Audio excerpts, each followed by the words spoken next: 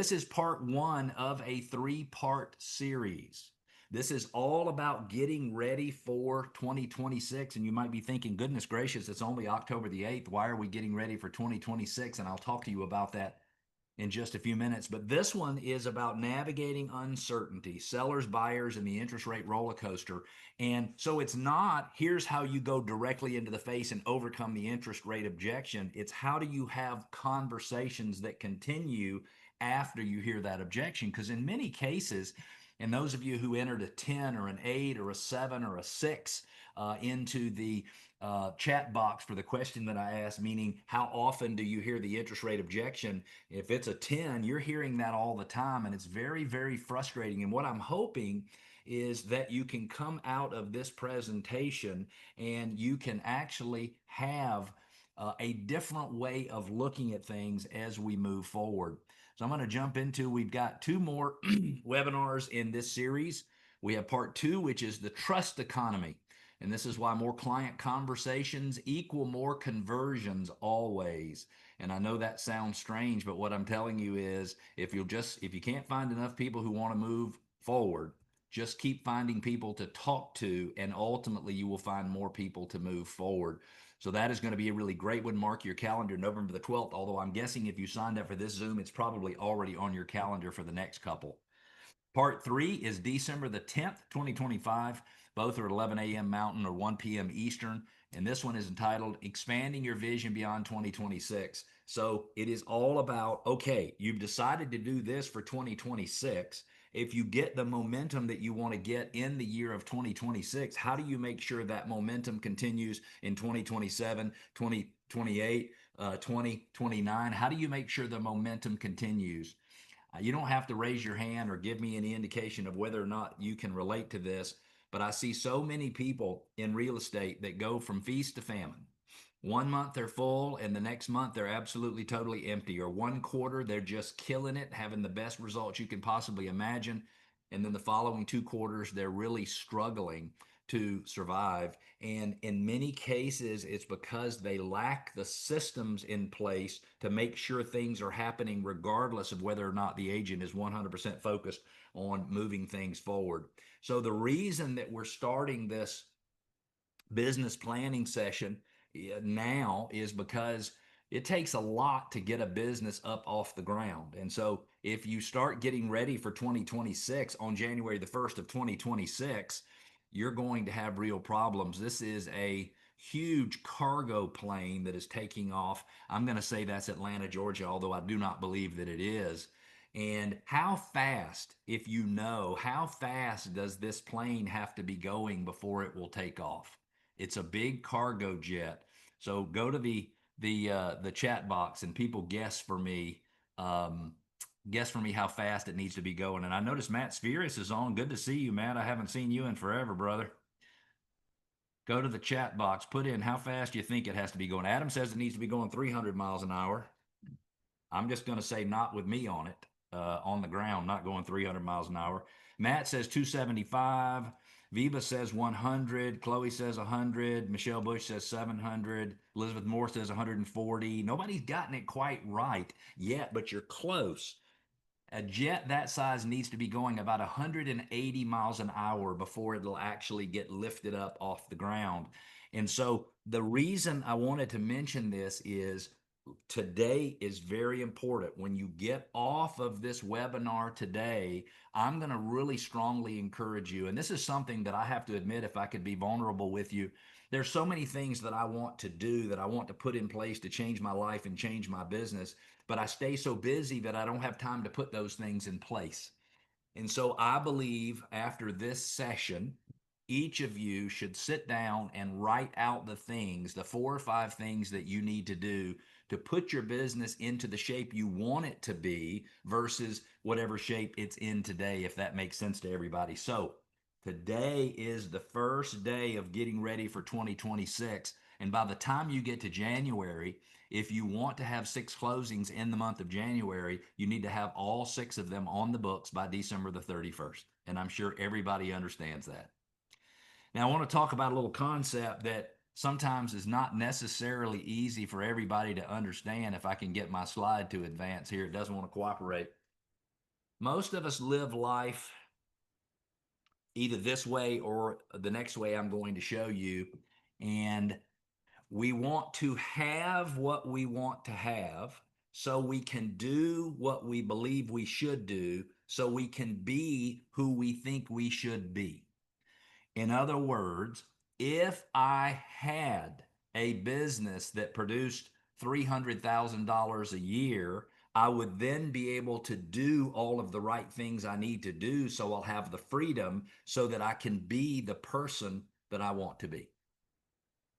And I don't know if you noticed something about that, but it's very specific that that first one is conditional, meaning to be able to have something is contingent. Whether or not you have it is the contingency for whether or not you do it and whether or not you will be it. Here's another option. I've got to do XYZ so I can have ABC so I can be an amazing person. So here's the way it works. I'm going to give you an example from my personal life, and that is very simple. If I do the right things in interacting with my daughters, I can have the type of relationship that I want to have with them so that I can be the type of dad I want to be. And the problem with that is I still feel like in this example, we have it backwards. And I think that this is the appropriate order. And I think that in many cases, this is the problem we have with growing our businesses. This is a problem we have with having consistency in our lives and in our world. And I'm not going to ask anybody to give me any examples, but I think it's important that we understand that we must be the way we need to be before we will do the things we need to do so that we can then have the things we want to have. And so I'm going to roll back to my example of being a good father, because I'm sure most of you who are on here, if you have some kids, you can totally relate. If not, you've got animals or nieces or nephews or cousins, you've got somebody. And I'm going to say this, if I can show up on a daily basis as a supportive and loving father who truly sees his daughters, then I will have the ability to interact with my girls and their families as much as I want to fill myself up so that I can have the type of relationship I want to have with them. And I think in so many cases, we look at the world and we say, I could have a good income if I could get my sellers and buyers to do the things that they need to do so that I can be the type of person that I want to be. Or if I could just do the things that I know I'm supposed to do, I'll have the things that I want to have, and then I can be the person that I want to be. But I think the right order is we need to determine in advance how we show up every single day. And this is very important. And I want you to pay attention to the emotional elements of the stories that I'm going to tell you today, because I think what we all need to become in 2026, and if you want to take your first note, I would love for it to be this. What we all need to become in 2026 in order to be successful in the real estate field is we need to become better storytellers. We need to be able to tell stories, and we need to be able to tell stories of emotional transformation. So I believe success in 2026 will require a new way of thinking. It is the missing puzzle piece.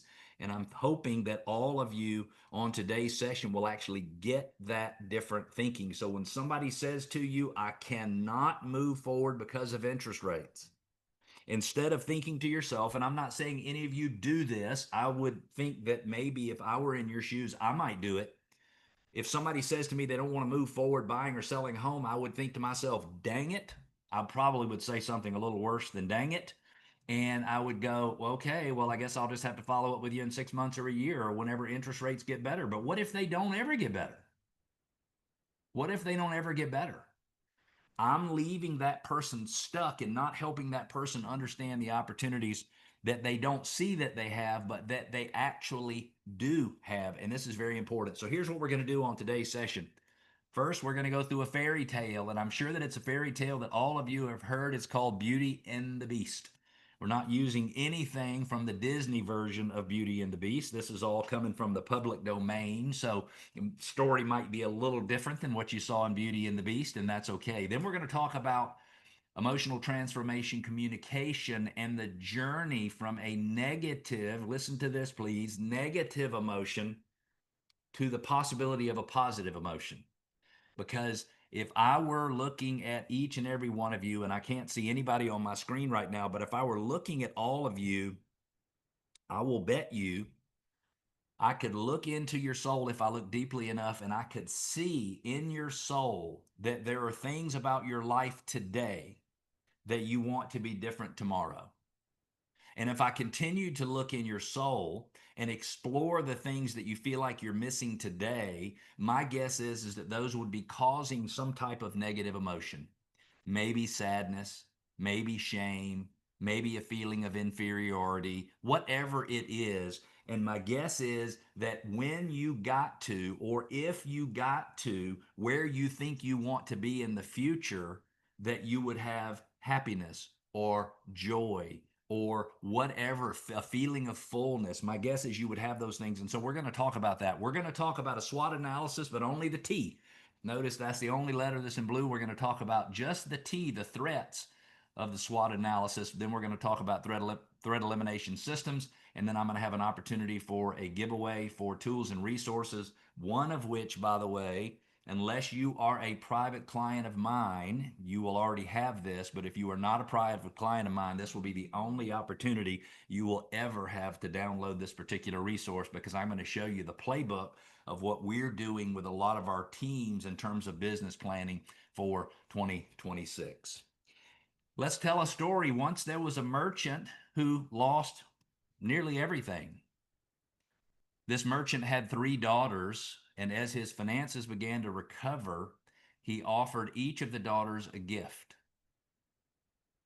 The older 2 wanted jewels and fine clothes. They wanted things to be back to normal. The youngest, however, whose name was Beauty, asked only for a single rose, what she considered a small reminder that love and grace still exist even in hard times. On his way home, the merchant saw a grand but deserted castle deep in the forest. Without any permission whatsoever, he took a rose from the garden for Beauty, and immediately a terrible, terrible beast appeared. The beast accused him of theft and demanded his life. Desperate, as you can understand, the merchant explained about his daughter's simple wish. The beast then relented on one condition. Either the merchant must return himself after he gave the rose to Beauty, or one of his daughters must come in his place. When Beauty learned what had happened, she chose to go. She arrived expecting a monster, but found instead a creature who was lonely and awkward and deeply kind. And listen to this. He did something for her that other people did not do for her, and he listened to her thoughts. And every evening he ended the evening by asking her to marry him, and each evening she said no. Now, time passed, and Beauty began to see the goodness beneath the beast's rough exterior. Still, she longed for home. She wanted to see her dad. She wanted to see her sisters. And the beast allowed her to visit her family, asking only one thing, that she return soon. He explained to her that if he spent too much time away from her, he would certainly die. When she stayed away too long, she began to dream that he was dying. So she rushed back and found him near death in the garden, basically the same place where her father picked the roses in the first place. And weeping, she said the words she had withheld the entire time. She said, "I love you." In that moment, the spell broke, not because of magic, but because of truth revealed. The beast became a prince. The castle came alive, and what seemed cursed was transformed by the power of being truly seen. For Belle, originally, she struggled with the conflict between duty and desire. She was torn between what she felt was safe her family and the familiar, and what felt right to her, her compassion for the beast. Her situation was she felt trapped by responsibility, afraid of making the wrong choice, and guilty for wanting more, but scared to lose the stability that she felt like she had in life. And when she finally allowed herself to see beyond appearances and recognize the goodness and the unexpected in the beast, she felt relief, wonder, and freedom. The fear of loss was replaced by gratitude. The unknown became beautiful because she learned that love and clarity grow where courage meets truth.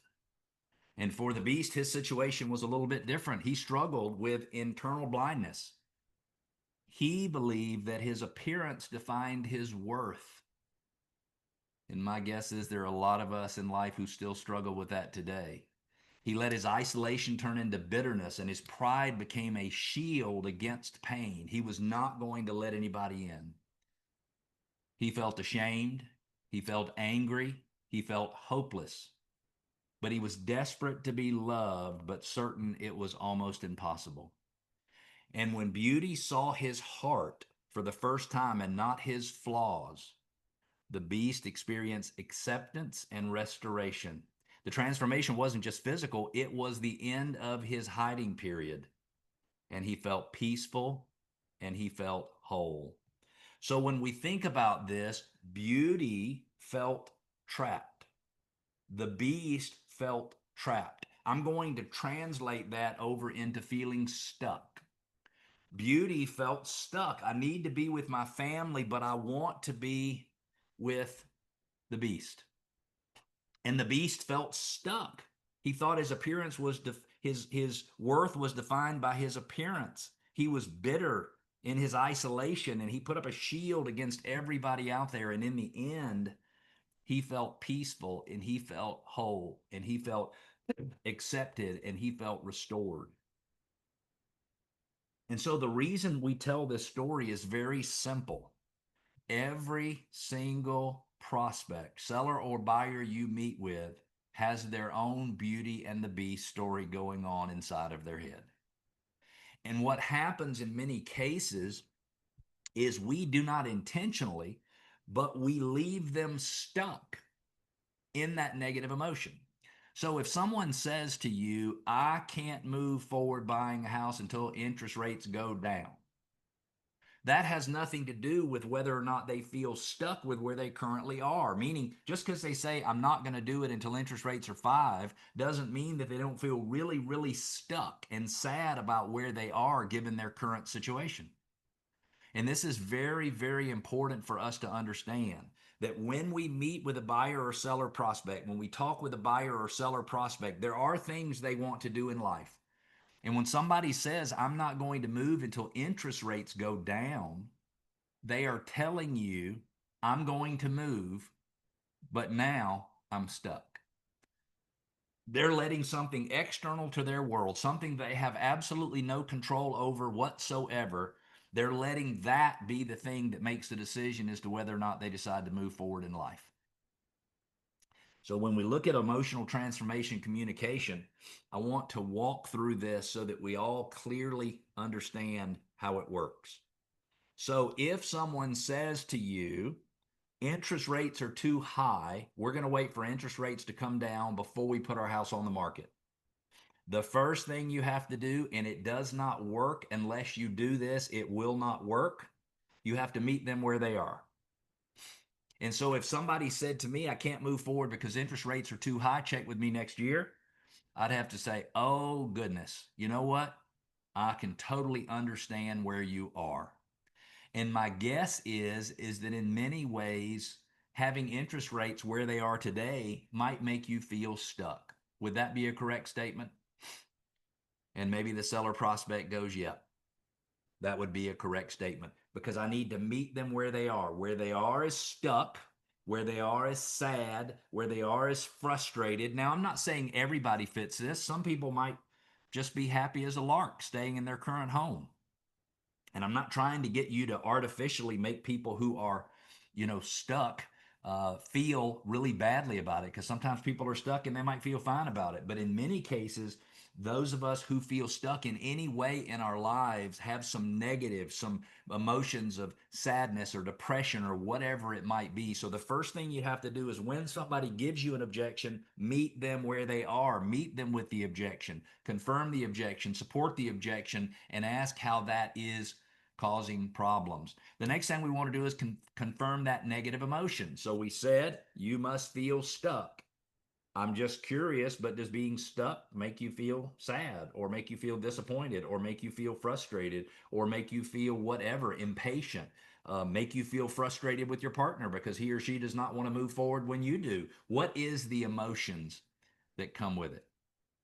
Now, the next thing you have to do, and it's very important, notice in the center of this graphic, it says offer the options. I can never say to a buyer or a seller prospect, you should move forward and here's the reason why. Not after they've said, I can't move forward because interest rates are too high. Because if you just say, oh, that's no big deal. We worked with John and Mary last week and it turned out the interest rates were no big deal because they were able to get XYZ, you do not make them feel heard. You make them feel unheard. You make them feel unseen. And the first thing you need to do is to make them feel seen. Because when they know you see them and you understand their situation, they'll be much, much, much, much, much more likely to allow you to do the third step, which is to offer the options. Now, you have two options. The options are always, number one, do nothing.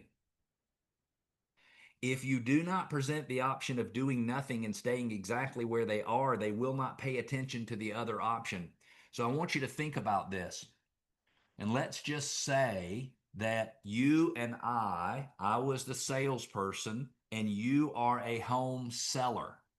And you say, I don't want to move forward because of interest rates right now today. And I say to you, oh, that might not be the best thing for you to do. And let me show you the reasons why. You might not feel heard. So I've got to get that right in the first place. Oh my goodness, that makes sense to me. If I were in your shoes, I might be doing the right thing. But let me ask you, does that in many ways make you feel stuck?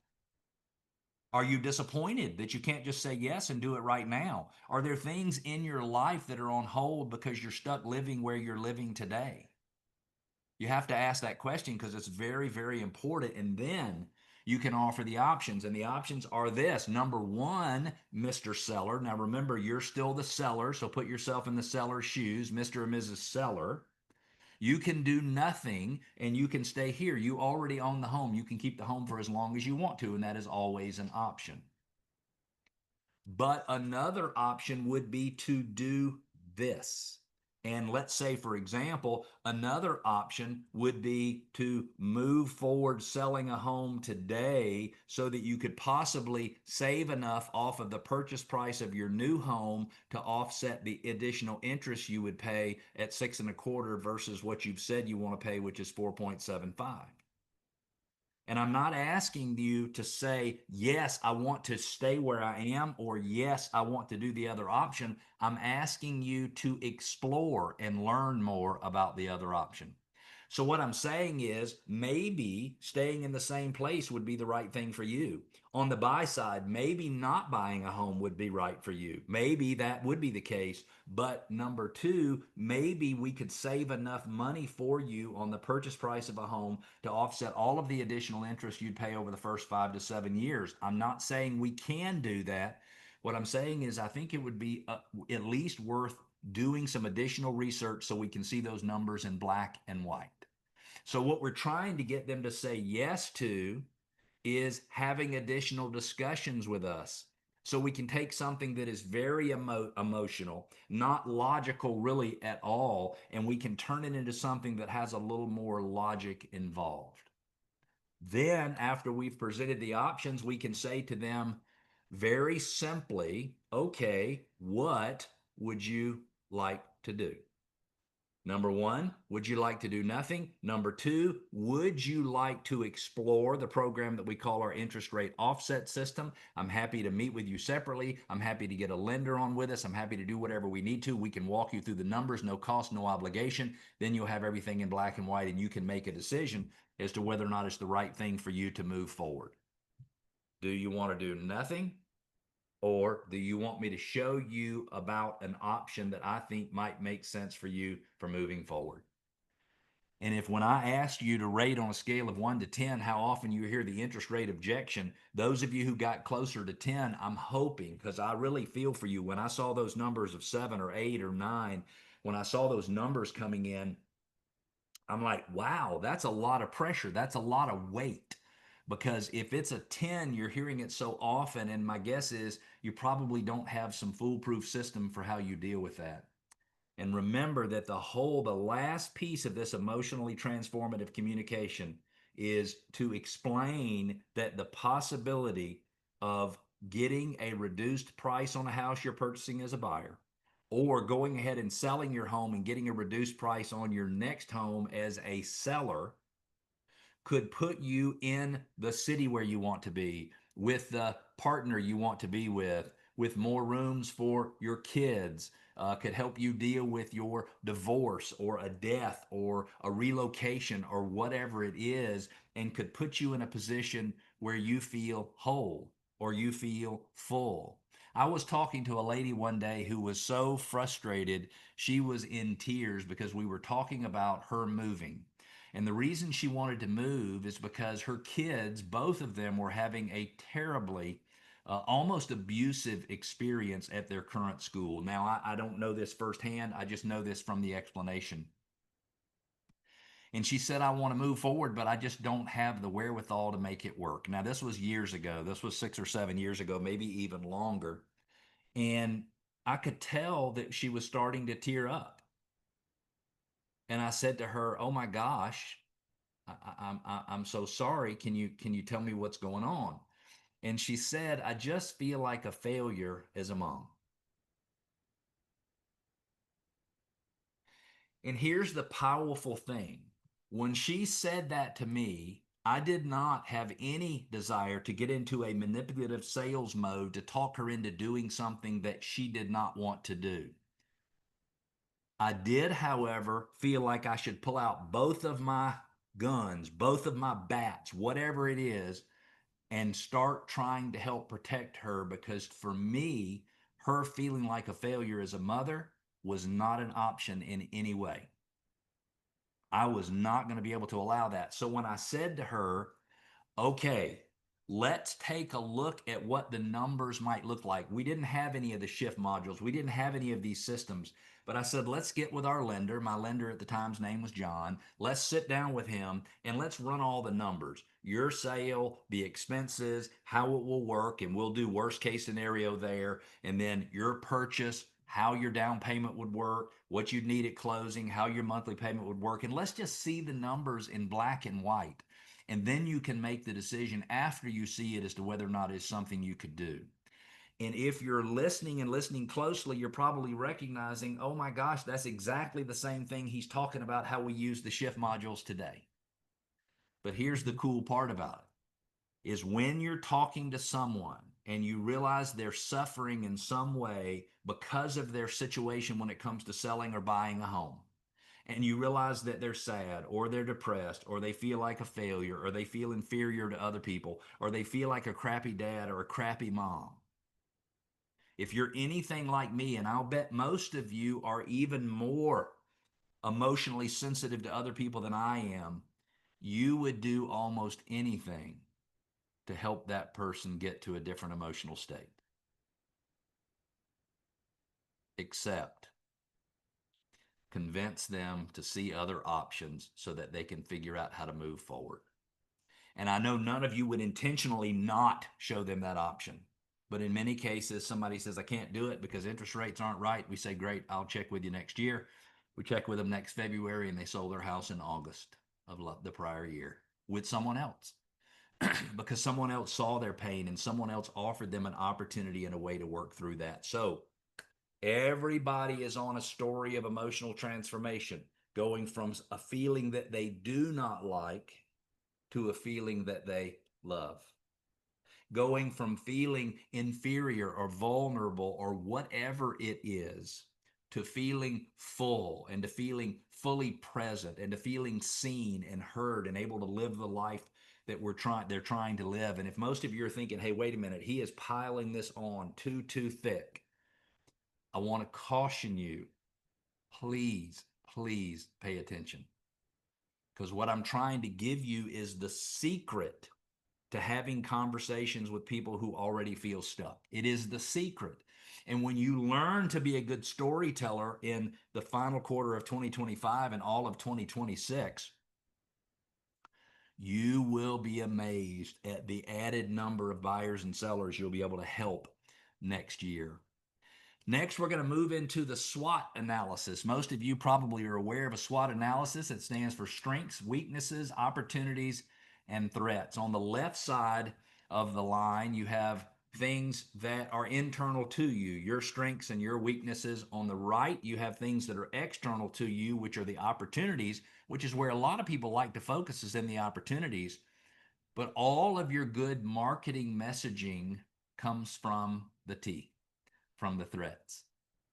So if I said to everybody on this call, and I want you to just think about this for just a second as I say this, if I said to you, are interest rates causing a problem in today's market? High interest rates and low interest rates. Low in the fact that a seller has a 3.5% interest rate on a house and doesn't want to sell it. High in the fact that they don't want to move forward buying the new home at 6.25%. Now, I don't need any of you to go to the chat box or put anything in there, but my guess is that every single one of you on here was either nodding your head or at least seeing yourself in the words I was using, which means this. Now I understand and can share your pain in the marketing messaging I'm communicating so that I can get better connected with you. So let me give you an example. Let's just say I've got a Facebook account and I want to find out if any of my friends feel stuck because of today's interest rates. Well, I already know that a lot of them feel stuck because of today's interest rates. So when I message and say, if you feel stuck because of today's interest rates, comma, at what rate would you be comfortable moving forward? Then people who are stuck can see themselves in the message. And when they see themselves in the message or feel themselves in the message, they're going to respond to you. So if someone says, I can't move forward because of the interest rate on my current home, if someone says, I can't move forward because of the interest rate on the home I'm going to purchase, you know how to talk directly to those people. What about home sellers who have put their home on the market, and in Atlanta, Georgia, the almost 40% of homes that expired in the last 4 or 5 months without selling? That's a big number in the city of Atlanta. And what if all those people, all 40% of those people, they just wanted to know why? My house didn't sell. It's not that I'm mad my house didn't sell. It's that I feel like the world judged me and my precious home negatively. The problem with expired listings is they feel inferior. They feel less than because that home down the street sold in several days. My home took 6 months and didn't sell at all. And so if you did some messaging on social media or you made phone calls and you said, if you're frustrated because your Atlanta home did not sell and you are worried that you don't understand how people perceive the property, then what you need is our comprehensive listing audit. What you need is our full understanding and our review of what happened with your listing so that we can tell you exactly the steps you need to take in order to get your home sold.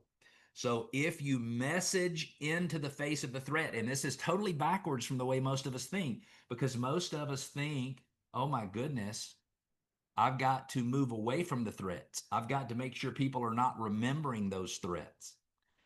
No, what you need to do is you need to speak directly to the threats.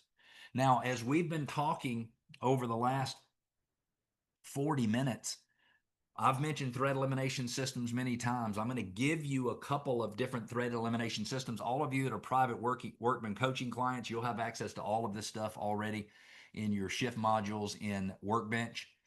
But you mark it to the threat, then you offer a system that is designed to eliminate the threat. So have your home listed and worry you're going to have to make a significant price reduction in order to get it sold.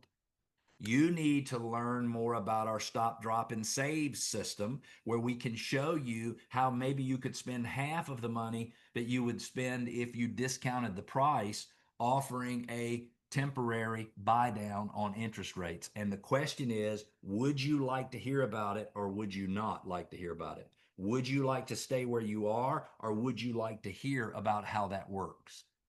And hopefully, if you're thinking about it, you're thinking, man, I see how this can connect with people, but it's totally backwards from the way many of us were taught to sell. And it's totally backwards from the way many of us have conversations with people.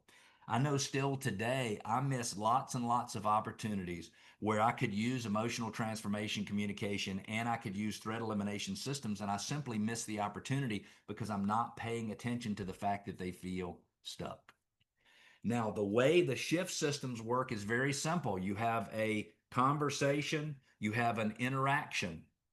In that conversation, and the reason I call it a conversation or an interaction, conversations are happening naturally. The interaction is orchestrated by me, meaning I have purposefully put something in front of them that is designed to get them to give me an objection, like, if you're frustrated, if you want to move, you're frustrated by today's interest rates, I'm just curious, what would the interest rate need to be to make you move? Boom, there comes the objection. Then the shift happens when I ask them to shift the conversation so that it goes two different ways. Option number one is to do something, which is to learn the specific shift system. And option two is to do nothing. You can stay exactly the same as you are today, and that is totally fine for you to do.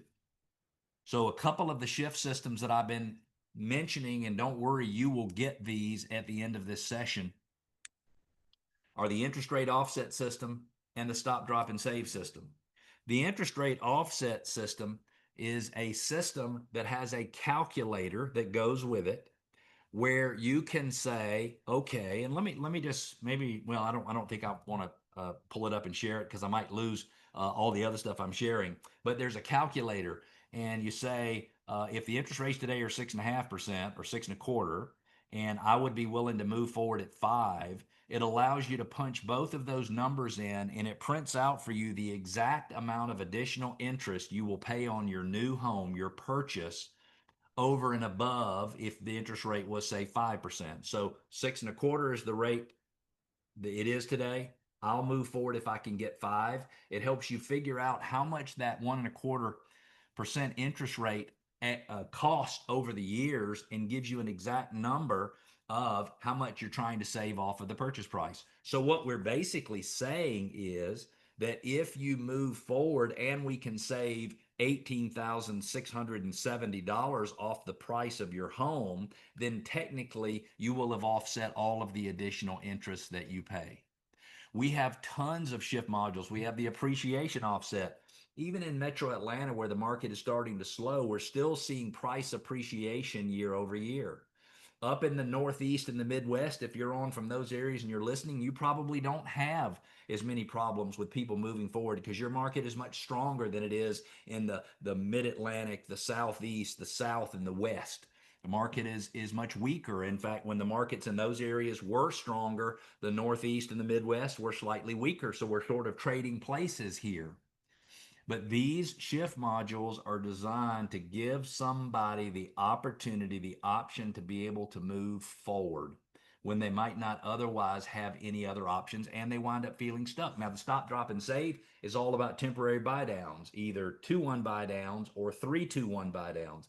And it gives you a calculator, the specific calculator, where you can say, here's all the information on the purchase price and here's the mortgage. And if we want to offer a 2% buy down in the first year and a 1% buy down in the second year, how much is it going to cost the seller? And it allows you, even without the help of a lender, to figure out exactly what that cost could be. So you could say to your seller, seems like the market is saying we need to drop the price. In this price range, in the $500,000 price range, we probably need to drop the price 20,000 or more in order for it to be noticeable in the market. All of you probably have some number or some percentage or something that you push in order to get people to make price reductions that are noticeable. But I've got another option for you if you'd have time to discuss it. We have what's called a stop, drop, and save system. And we can see, instead of reducing the price 20,000, could we just spend 10,000 offering a temporary buy down and get the attention and the additional traffic that we need? My question is not whether or not you'd like to do that. And remember, this is such a key point. My question is not whether or not you'd like to do that. My question is very simply, would you like to see the numbers? Would you like to see the numbers? I was on with somebody earlier today, and they said, now this is an agent who works in my office with me every day.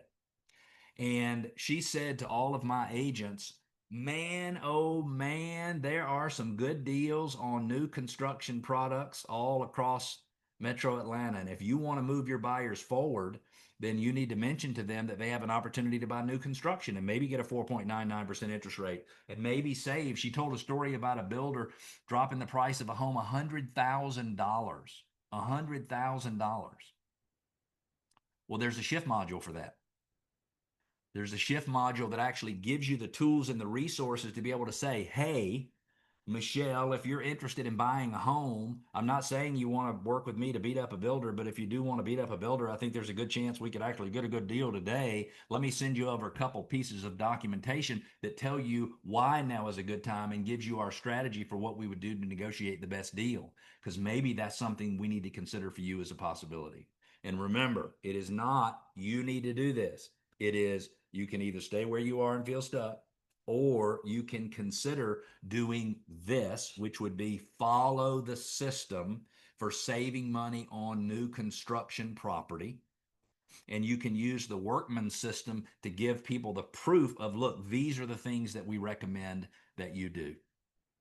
And there are all kinds of them. You're going to see a new shift module coming out this Friday that'll be available for all workman clients. That's going to be called the Readiness Recession Program. And the recession readiness, I got that backwards, Harry, excuse me for that. And so anytime somebody mentions the word, hey, I think we might be going into a recession, it gives you all the tools you need to be able to explain what happens if we do go through a recession. It talks to you about home price appreciation. It talks about everything you need to know in order to at least show them the option of being able to move forward. And we have tons of these systems. We have systems for everything. Those of you that have a hard time making phone call, we have a one on homeowners insurance, because in many cases, most people don't have adequate homeowners insurance on their home, and it'd be great to have a conversation with them. Ryan, people all throughout Wisconsin, if they sold their home today, they'd have to pay capital gains because they exceed the exemption limits. They have either more than 250 or more than 500,000 in gains, and they'd have to pay taxes. That's a great reason to call people, to be able to say, hey, I found somebody, they have this problem, here's what we did to fix the problem, let me give you this resource to help you understand whether or not there would be any capital gains taxes paid on your sale as well. Now, I want to give you a little history, and I want you to understand there are lots and lots of people who know me really well or who know me from a distance who think that I'm a very linear thinker, meaning I have this structure and this is just exactly what I do. And there is absolutely nothing about me and my personality and my very core that is linear or consistent. I'm very emotional, meaning if something happens, Lynn, and I don't like it, I have to be very, very careful about the words that are going to come out of my mouth. And so what has happened over the years, Misty, is when something happens and I wind up reacting negatively to it, or I say something that I should not be saying. I got Misty going by talking to her. That was funny. She started laughing. Um, if something pops out of my mouth, I have to have a framework basically to keep my mind in the banks of the river so I don't get off the reservation.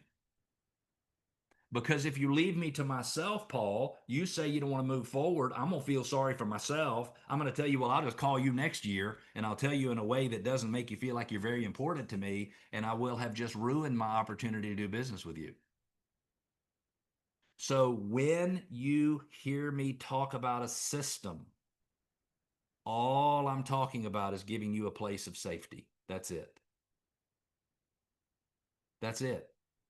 Ryan, I don't care if you use it. I don't care if you don't use it. But what I do care is this, is that you have ways of thinking that when things that happen in life normally that throw you off track happen, you'll instead stay on track. I'm not saying that the problems I have are the same problems that you have. But what I am saying is this, if you're anything like me, and most people who are successful in sales are fairly driven, and most people who are fairly driven are fairly committed to things, are not very forgiving when things don't work out the way they're supposed to. All of those things. And I'm not saying they're bad traits, I'm just saying it's the way we are. And so these shift modules are not designed to tell you how to think. These shift modules are designed to make sure you have absolute clarity on how you're supposed to react. Because when somebody says something to you, and I'm not going to ask you to raise your hand, but I imagine most of you on here either are in or have been in some type of romantic relationship with somebody over the years. And my guess is that you've probably said or done a few things in that relationship that you wish you wouldn't have. Or had the other person say things to you that you wish he or she wouldn't have. And the problem is that those things leave these permanent scars that are very difficult sometimes to overcome. And so all I'm saying, Adam, is the next time XYZ happens in your life, in your personal life or your business life, I want you to have the framework. You want you to have fencing around yourself, if you will, that gives you the opportunity to keep things under control and to still have the room to be you. Does that make sense to everybody? Now, I want to jump into, and we're probably going to finish just a few minutes early, so I'll probably open it up to for some questions. But let me just show you the the resources that you'll actually get for those of you who want to go to the download page. Hang on one second. Let me get this going again here on the download page. So you're going to get, if you'll just scan the QR code, head to the landing page, you'll get the threat elimination systems explanation. It's all the details about how they work. You'll get the explanation, the full explanation of emotional communication, and you'll get an emotions wheel that gives you the negative emotions they're going from to, and the positive emotions that they are going to. You'll also have the opportunity to book a free strategy session. I'm not saying you need one. I'm not saying you don't. If you're looking at your business today going, good gosh, there's got to be a way for me to have a more balanced life and do more business and have some more security and create some more leverage, then you might want to take us up on that free strategy session. 30 minutes to an hour, absolutely free of charge. Lots of free coaching that takes places on those, and we'd love for you to do that. You'll also get the specific interest rate offset system and the stop, drop, and save system, and you'll get the calculators that go with both of those. And then this is a one-time only offer for those of you who go get it. You will get the 2026 Agent Business Planning Guide that I created specifically for my private coaching clients. I work with 14 teams and brokerages throughout the country, and this was the starting point for all of the business planning that we're doing for 2026. And if you want it, it's not fancy, it's not all graphically pleasing. Just download what it is. You can take it and customize it and use it. I talked to 3 or 4 people today who have already started their business planning. The part 1 is divided into 4 different parts, and it is a really, really great comprehensive program. If you need that QR code, go ahead and scan it right now. I'll leave it up just a few more seconds, and then I'll take it down, and then I will take some questions. Anybody who is on screen, if you want to ask questions, it'd be great. If you have questions and you want to post them in the chat, feel free to do that as well. And I plan to hang on for another, let's just call it 5 minutes, and answer questions if you have them. Any questions from those of you who are on video? Anything at all? Any questions from the group? Let me pull it back up and see if I can get to the chat here. See if anybody got anything at all. Okay, well, if there isn't anything, I hope all of you got something out of today's webinar. I know it was dramatic. I know it was probably over the top. I know I probably hit the same subjects 4 or 5 times when maybe one would be enough. But here's the problem. The problem is the way we approach people when they give us objections in most cases is simply wrong. And it takes a lot to reprogram the way we think about things. It takes a ton to be able to do that. And I hope all of you will focus on becoming the best storyteller you can possibly be in 2026. Thank you so much for joining me today. Let me know if you have any questions or anything. I appreciate all of you.